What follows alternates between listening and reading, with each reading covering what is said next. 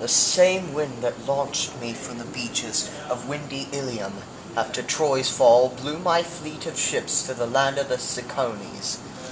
We sacked their rich city for plunder, dividing the riches so each man had his proper share. Then I commanded the men to board our ships and sail for home, but they resisted. They wanted to stay and drink from the great casks of wine, gorge themselves on plundered delicacies, while I argued with them, and they loitered, ignoring me. Those Cicones who had escaped the city went quickly to their neighbors and gathered up an army to take revenge on us. They attacked with a force so numerous they were like the leaves in autumn. They drove us back to our ships, and I feared we might meet our end there. But we held them off long enough to launch our fleet and escape, though we lost 6 men from each ship's crew. We mourned the loss of our comrades, but we made good speed, and would have reached Ithaca soon enough, except that a north wind, steered up by Zeus, pushed us off course, and we found ourselves in unknown waters. We sighted land and found a good harbor with fresh water. I sent a group of men out to see if any sort of people inhabited this sunny shore. But they didn't come back. You see, this was the land of the Lotus Eaters. They made my men friendly offers of the fruit from the lotus plant, which made them forget all their cares, forget their homes too, and want nothing more than to stay and enjoy the blissful euphoria this plant bestows. When I saw what had happened, I was dismayed, and I had to drag them forcibly back to the ships, ordering my other men to tie them beneath the benches and row quickly away.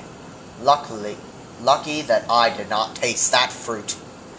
As we sailed farther into the unknown seas, a fog descended, and for a time we could see nothing. Suddenly, our ships ran on a sandy beach.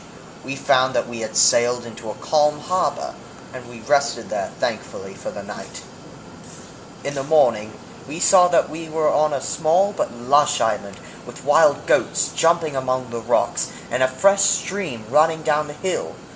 We had soon brought down enough game for a fine feast, accompanied by the wine we had taken from the Cicones. As we ate, we eyed the rocky shore that stood across a narrow channel from us, and saw cooking fires and other signs of habitation. I determined to go and see what sort of people lived there, and ordered my ship readied, while the rest of the fleet stayed securely in the harbor. As we approached, we saw a great cave near the shore, with sheep pens surrounding it.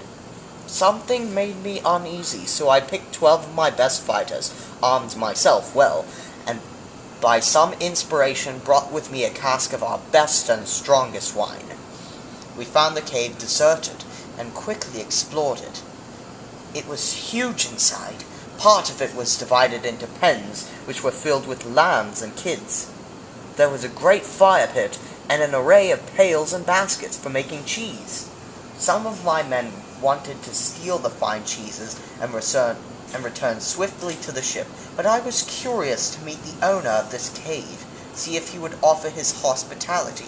It would have been better if I had listened to them. Soon enough we saw him. He returned to the cave, herding a flock of fat sheep and rams. Then he had them inside. He picked up a massive stone slab that was lying by the entrance and slid it easily across the opening. His strength and bulk terrified us, so that we cringed in the shadows as one by one he milked his fat ewes, curdling some of the milk for cheese, and leaving 2 great pails to drink from. When he had put all the sheep in their pens, each suckling under its dam, he lit a fire and suddenly spied us. "What? Strangers! Who might you be, little men, and what are you doing in my cave?" "Sir, we are travelers from afar who chanced upon your shore and found your cave. We humbly beg your hospitality. Remember that guests are under the protection of Zeus." "Zeus? Ha! We Cyclopses do not fear the gods. What ship brought you here? Where is it anchored? Are there more of you? Sir, our ship was splintered upon the rocks, and we swam ashore. The rest of our comrades drowned in the icy waters.